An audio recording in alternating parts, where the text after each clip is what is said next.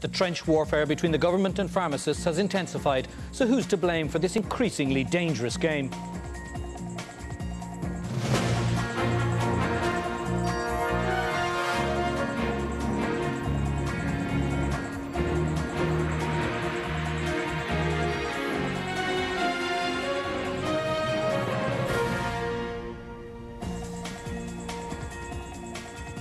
Hello and welcome to Prime Time. Later in the programme, debt. There's been a lot of focus on the banks and the big property developers.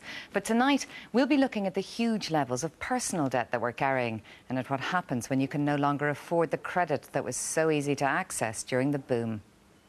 The row between the government and pharmacists has been brewing for years, with the government claiming that pharmacists are vastly overpaid by the state for their services and pharmacists countering that they were one of the few parts of the health service that actually worked.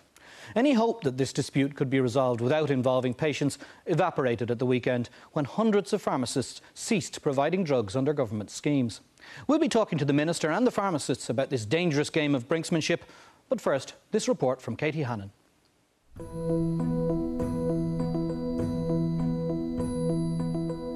People are definitely frightened of where it's going to end. I don't want anybody to die and the blame game to start. I want this to be called, a halt to be called to this before real harm is done to patients.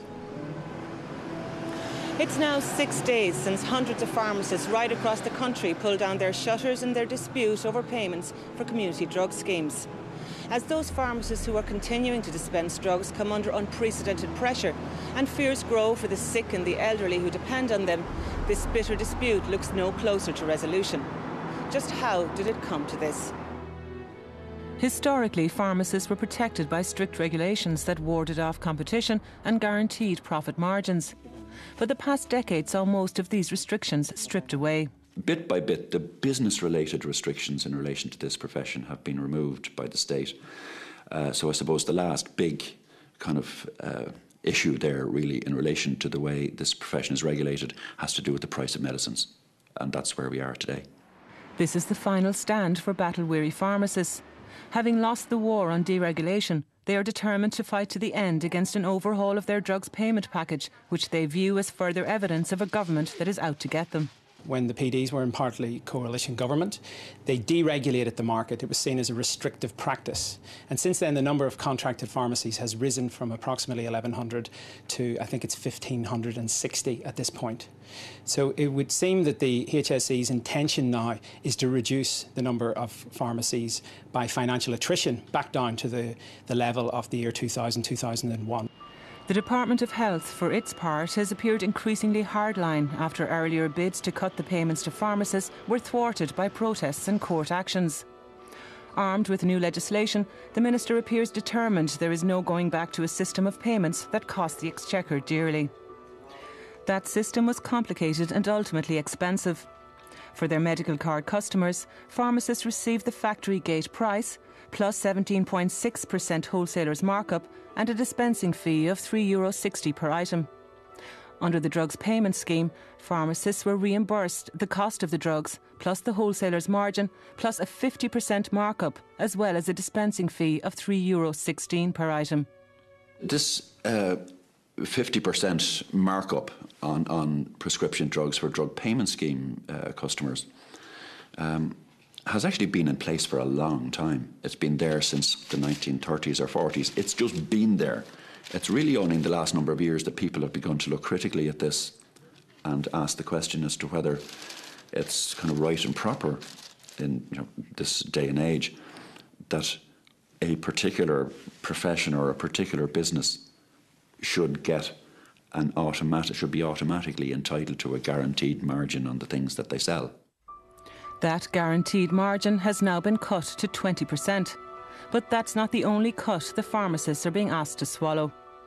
The cost of community drug schemes has doubled since 2002 to over €1.6 billion in 2008. The factory gate cost of the drugs is just over €1 billion. €440 million goes to pharmacists in fees and markups. The other €200 million is earmarked for the wholesalers who distribute the drugs to them. But in reality, it's estimated that 100 million of this is handed back to pharmacists in discounts. Quite a lot of pharmacies, I suppose, would depend on this but it's not accounted for. And the state, on the other hand, is paying the full price. And the question is who it's paying. You know, that money, some of it anyway, is not going back to the wholesalers, you would think. Half of it seems to be going to the pharmacists. It is this 100 million that the Minister is determined to claw back, insisting that it hails from another era and was never intended as an added bonus for the pharmacist's bottom line. But pharmacists say these discounts vary greatly, and there is no guarantee they will continue. It was based on business efficiency, and if it is not possible for the wholesalers to make any money in this marketplace, they will take it off us. Of course they will. And then all bets are off, because we will actually be dispensing at a guaranteed loss on medical card prescriptions. And at that point, the bank manager will make the decision for you. You're closed, you're finished, history, gone. The pharmacists accept that the spiralling cost of the community drug schemes must be addressed, but say the department is unwilling to listen to their suggestions and insist that the Minister is expecting them to take the full brunt of cuts without regard to the valuable service they offer. There are clearly savings, substantial savings to be made and efficiencies to be driven.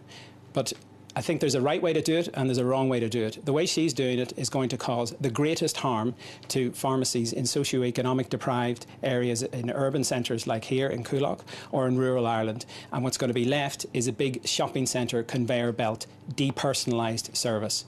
Bill Ronan is chairman of the Active Retirement Group in Slane.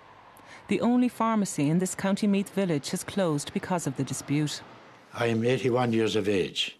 I have macular degeneration. I have been dealing with it now for the last 6 years. I can no longer drive because of it. Before this, I would simply walk up the street, go into Dermot, get my prescription, and walk back home again. I'd be home within 10 minutes. End of story. Now, because of the new situation, I would have to go up the street, get a bus, travel into Navan, get off the bus in Navan, and then try to find a pharmacy that will serve the prescription for me. Bill worries that this vital village service may close permanently under the new payments regime. If this pharmacy closed, I think it would be a major blow to the people of this village. A major blow. And I don't say that lightly. There's no question about it that people are definitely frightened of where it's going to end. And again, the comment has been made to me, why the hell can't they sit around a table and come to a compromise? That report by Katie Hannon. Earlier I spoke to Minister for Health Mary Harney. I put it to her that her contingency plan had failed, with chaotic scenes in places like Donegal